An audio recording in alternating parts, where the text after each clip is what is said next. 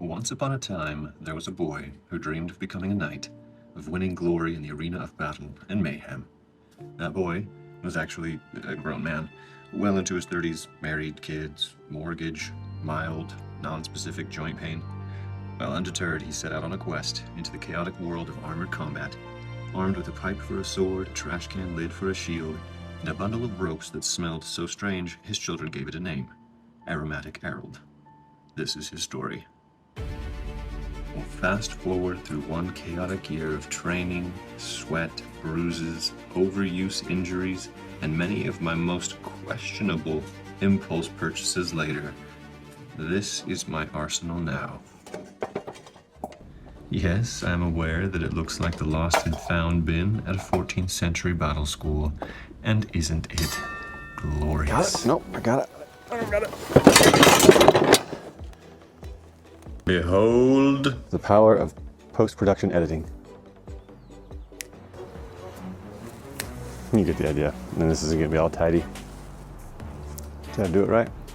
Welcome back, everybody. Today's episode is basically an extended gear haul. I'm going to show you my latest tools of pain and awesomeness, wax philosophical, and unbox something I know you've been waiting a long time for. At least I've been waiting a long time for.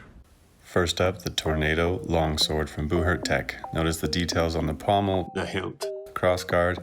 This is a pretty one. And technically it's the second one because if you recall, they sent me the Bastard Longsword first, which rather than send on to the guy in California it was meant for, I offered to pay for it, and thus ended up with not one but two two-handed swords.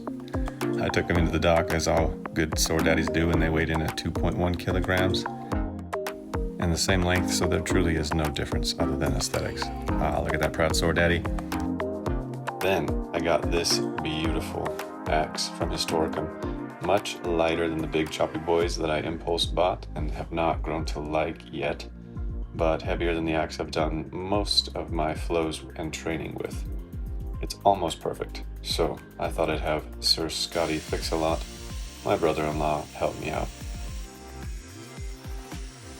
We trimmed it down and successfully lowered the weight a little. Unfortunately, we heated it up so much that the head came loose. Mistakes, am I right? They'll get you. Now I get to show you how to fix and rehaft an axe. When some other noob in your club gets trigger happy with the old grinder. Lemons to lemonade, baby.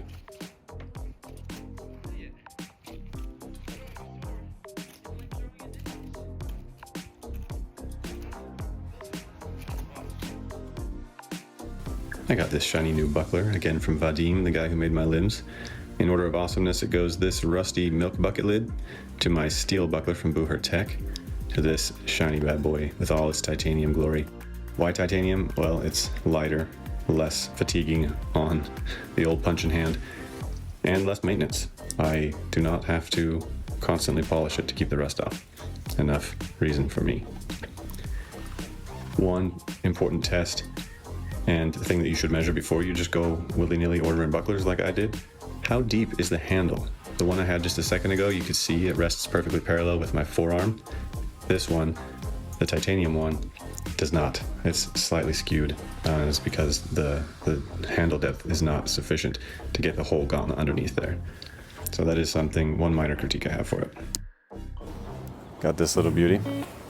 Custom punch shield from an American craftsman with all the grit of a frontier blacksmith and the energy of a dad who owns 2 grills and a smoker. This bad boy features a sacred inscription you can see right here. Front toward enemy. Front toward enemy. It's both a tactical reminder and a deeper metaphor. That's philosophical, Kyle. Read at surface level, like some kind of noob. It's just plain old American practicality. Kind of like putting not a bath toy on your toaster oven. Know what I mean? However, to someone who's been at this sport for what, 11 months now, I see it for what it is. Poetry. Life is chaos and trial sometimes. Every now and then you need a reminder. Front toward enemy, toward the gym, toward your inbox, toward that PTA meeting, or that last minute essay you forgot to write, conversation with a loved one that you've been dreading.